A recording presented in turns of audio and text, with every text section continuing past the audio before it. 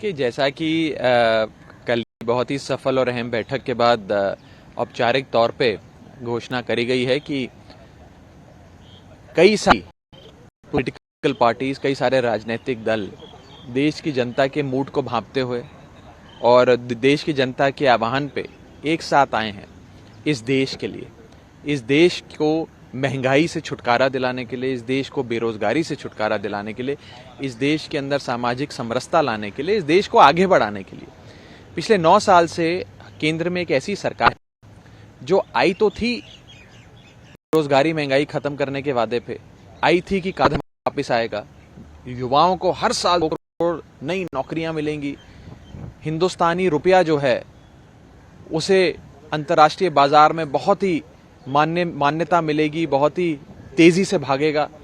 हर प्रकार से फ्रंट पे सरकार फेल रही है और मैं चुनौती देता हूं बीजेपी को कि अपने 2014 का मैनिफेस्टो उठाकर देखिए, जो वादे आपने करे थे, क्या उनमें से एक भी वादा ऐसा है जिसे कहें आप कि हमने पूरा किया और इसलिए हमें 2024 में वोट दो। यही तो इस देश की खूबसूरती है कि अलग अलग प्रांतों से आने वाले, अलग अलग भाषा से, अलग अलग संस्कृति से आने वाले भी एक झंडे के नीचे, एक छतरी के नीचे आ गए।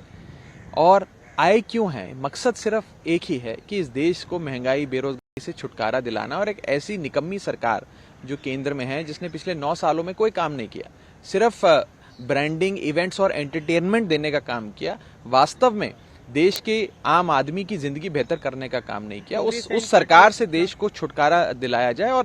और जो मोटे मोटे तौर पे आप देखिए, जो भी 27-28 दल साथ आए, जिनका एक अलायंस बना है जिसका नाम इंडिया है, Indian national developmental inclusive alliance. ये अलायंस देखकर बीजेपी घबरा गई है कि वो बीजेपी जिसने 2014 से लेकर 2023 तक पिछले 9 सालों में एनडीए की एक भी बैठक नहीं बुलाई, वो मजबूर हो गई बैठक बुलाने के लिए। वो भाजपा जिसने एक एक कर अपने तमाम घटक दल, जितने भी उनके अलायंस पार्टनर्स थे, सबको कहा कि जाना है तो जाओ, सबके लिए दरवाजे खोल दिए, जिसमें जेडीयू चला गया, चंद्रबाबू नायडू की टीडीपी चली गई, जिसमें नीतीश कुमार का जेडीयू चला गया, प्रकाश सिंह बादल का शिरोमणि अकाली दल चला गया, तमाम बड़े राजनीतिक दल छोड़ के चले गए। आज उसी बीजेपी को इतना डर सता रहा है कि अब उन्हें अपना कुनबा बढ़ाने के लिए छोटी पार्टियों को जोड़ना पड़ रहा है। कुछ 38 पार्टियां शायद जोड़ी हैं, जिसमें से मुझे लगता है कोई 32 पार्टियों का तो नाम भी हमने आज तक नहीं सुना कभी।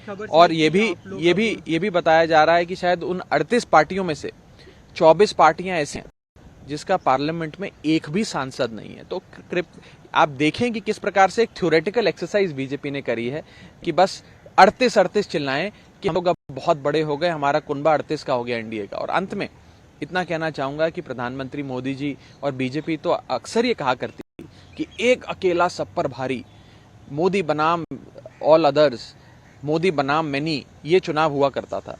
आज बीजेपी ये नहीं कह रही एक अकेला सब पर भारी। आज उन्हें भी अपने अलायंस पार्टनर्स की, घटक दल की जरूरत है। अब चुनाव एनडीए वर्सेस इंडिया हो गया है, इंडिया वर्सेस एनडीए हो गया है।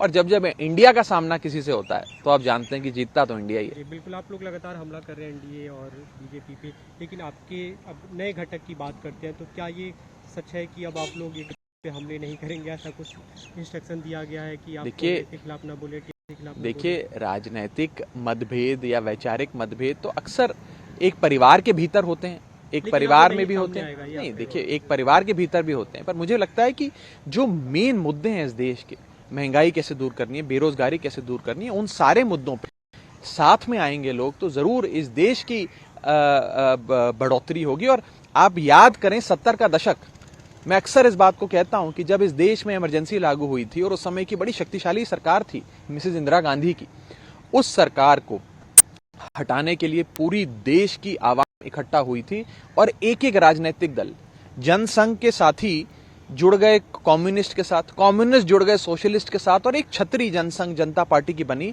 जिसके तहत वो सब एक साथ आए एक छतरी के नीचे, और मिसेस गांधी को हार का सामना करना पड़ा था। तो मैं आज 1970 के दशक का जो हमने राजनीतिक पूरा प्रकरण देखा, उससे एक पलट ड्रॉ करते हुए आज आपको 2024 के लोकसभा चुनाव के जरूर आह्वान कल हमने करूंगा। देखा वहाँ पे कांग्रेस के ट्विटर हैंडल से अरविंद केजरीवाल के वीडियो शेयर हुए, तो अब इस पे सहमति है कि आप लोग एक दूसरे के खिलाफ ना बोलेंगे, बयानबाजी नहीं होगी? मैं कई बार आपके इस सवाल का जवाब दे चुका हूं जो आप चौथी लेकिन आप पांचवी जवाब बार नहीं दे पूछ पा रहे रहे हैं हैं। ना। हाँ, कोई बात नहीं, मैं जवाब देना मेरा काम है, सवाल पूछना आपका काम है। जैसा कि मैं कह रहा हूँ, वैचारिक मतभेद और राजनीतिक मतभेद चलते रहते हैं, हो सकता है आगे भी चलेंगे, लेकिन बात जो गूढ़ बात वो है कि देश को महंगाई बेरोजगारी से कैसे छुटकारा दिलाना है, देश की उन्नति कैसे हो, सोशल वेलफेयर स्कीम्स कैसे लाई जाएं, इन सब पर अगर एक समानता से एक यूनानिटी से एक राय बनती है सबकी, इससे बेहतर इस देश के लिए कुछ नहीं हो सकता।